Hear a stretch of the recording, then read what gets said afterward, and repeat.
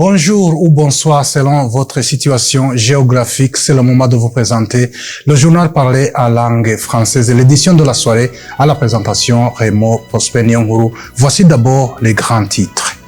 Le ministère du Commerce, c'est pas lui qui fixe les prix des produits des usines burundaises. Vous l'entendrez dans ce journal.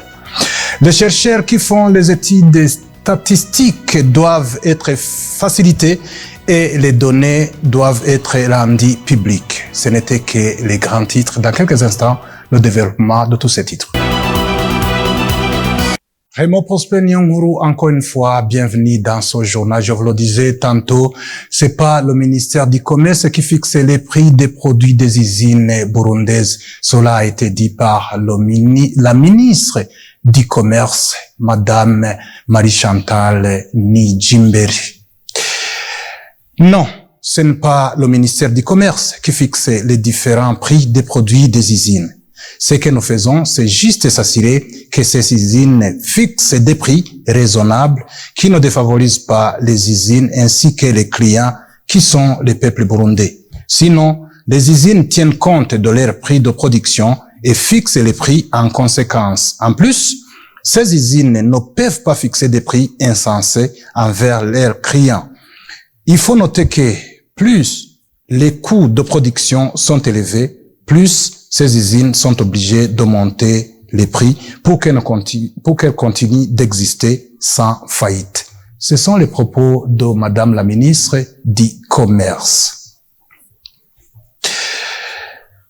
Je vous le disais, les chercheurs qui font des études statistiques doivent être facilités et les résultats doivent être rendus publics. Cela a été dit lors d'un atelier organisé par l'ORICOM. C'est un reportage signé Gilles Vernet Nakima. Lors d'un atelier de présentation des résultats de l'étude effectuée par l'ORICOM sur les visas statistiques, Gabriel Rufiri, président de l'ORICOM, a dit que tous les citoyens, y compris les dirigeants, doivent s'intéresser aux statistiques car c'est à partir de ces données que toutes les prévisions sont basées. Les participants à cet atelier ont suggéré que les frais demandés pour avoir un visa statistique soient supprimés afin de faciliter les chercheurs.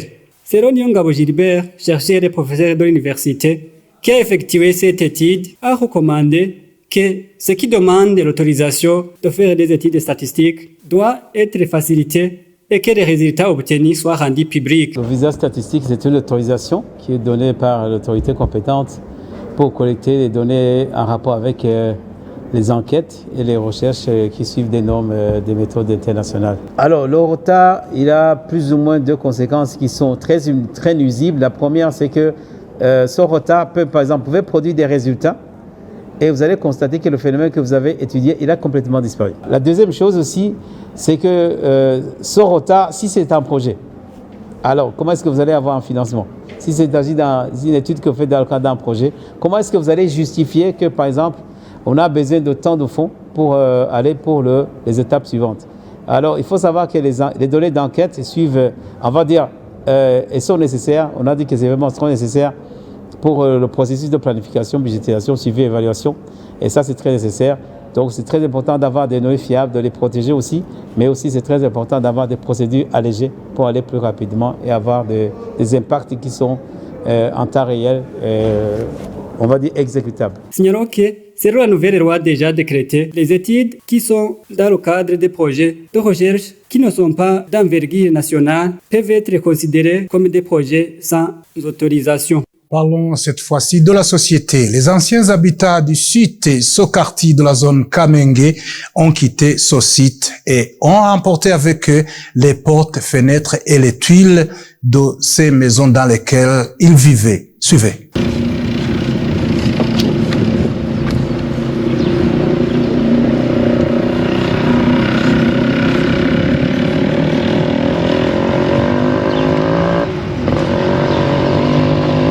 Après plusieurs années qu'ils ont vécu dans ces maisons, les habitants du quartier Sokarti de la zone Kamenge ont été obligés de quitter ces maisons.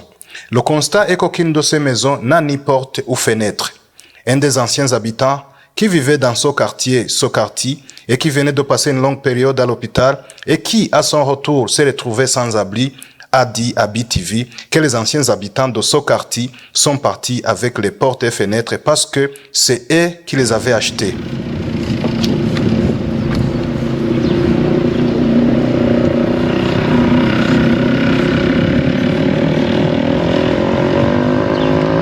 Il a ajouté que ceux qui, leur maison, avaient perdu la toiture à un certain moment, sont partis avec les tuiles à côté des portes et fenêtres. Selon toujours cet habitant qui n'a plus d'eau chez lui, certains anciens habitants de ce quartier se sont retrouvés dans la rue et sans abri. Ceux qui ont des familles dans la mairie de Bujumbura sont partis vivre dans ces familles en attendant. Et d'autres qui avaient bénéficié des parcelles sont partis vivre chez eux. Vous saurez que ces anciens habitants de quartier, ce quartier, avaient longtemps refusé de quitter les lieux, arguant qu'ils n'ont pas où aller avant d'être forcés par le ministre de l'Infrastructure de quitter les lieux avant le 31 août de cette année 2023.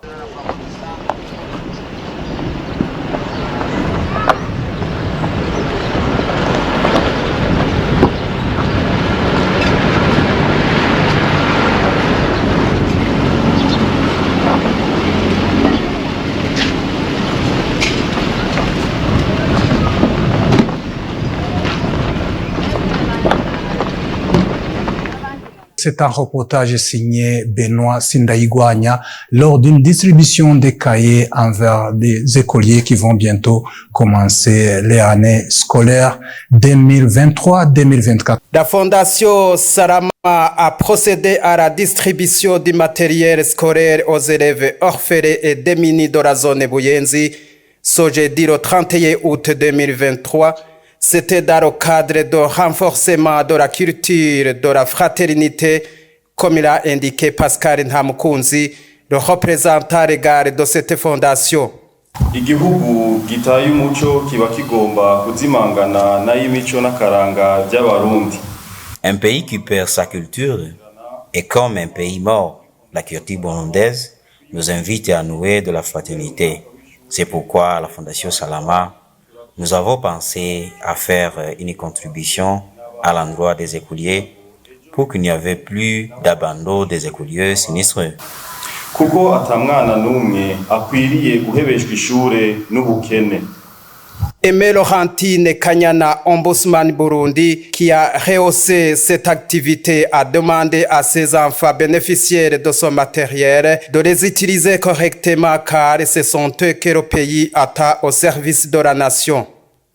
Hariho abana aronka ikaye agaca yitabura akaja kuyigurisha mu isoko kugira batekere mu munyu. Ivyo twama tubibona amakaye yanyu tukayasanga mu isoko. Il y a des enfants qui, après avoir eu des cahiers, les déchiraient et les amenaient au marché pour les utiliser dans l'emballage du sel. Il y a aussi des parents qu'il faut en pareil cas les vendre pour s'approvisionner de quoi en mettre sous la dent. Nous demandons aux parents d'aider ces enfants à utiliser ce matériel tellement à l'école. Demain, nous avons besoin de personnes fortes comme les docteurs, je dirais des pépinières futures cadres du pays. Murumva yuko muri novuga nk'amatuta azobiramurira Burundi ivyamwa bikomeye cyane. Il a terminé son allocution par des conseils à ses écoliers bénéficiaires de ce kit scolaire de ne plus prêter une oreille aux gens qui les incitent à se marier précocement. La population de quartier Taba, nous sommes en commune Nahangwa de la mairie de Bujumbura, lance un appel vibrant au gouvernement de réglementer le problème d'eau pour éviter des conséquences liées au manque d'eau. C'est un reportage signé Raphaël Nyandui. La pénurie d'eau dans les quartiers de la mairie de Bujumbura continue d'être un sujet très compliqué, laissant la population sans aucune réponse et beaucoup ne savent pas quoi faire étant donné que l'eau c'est la vie. Les habitants de quartier Taba dans la commune urbaine de Nahangwa avec qui nous nous sommes entretenus nous ont expliqué que le problème de l'eau est si extrême qu'ils peuvent passer plusieurs jours sans eau et souvent quand l'eau arrive, elle arrive la nuit. Ces habitants ont déclaré qu'il y a des moments où ils vont chercher de l'eau dans la rivière Nyabagere où l'utilisation de cette eau peut mettre leur santé en danger. Ils ont indiqué qu'au cours de cette période, il y avait une épidémie de diverses maladies causées par le manque d'eau, dont le choléra. Ces citoyens demandent au gouvernement de faire tout son possible pour réglementer le problème de l'eau, car sans eau, ils ne peuvent pas avoir une vie meilleure. Le problème du manque d'eau perdure depuis longtemps dans la ville de Bujumbura, tandis que la population continue de souffrir du manque d'eau.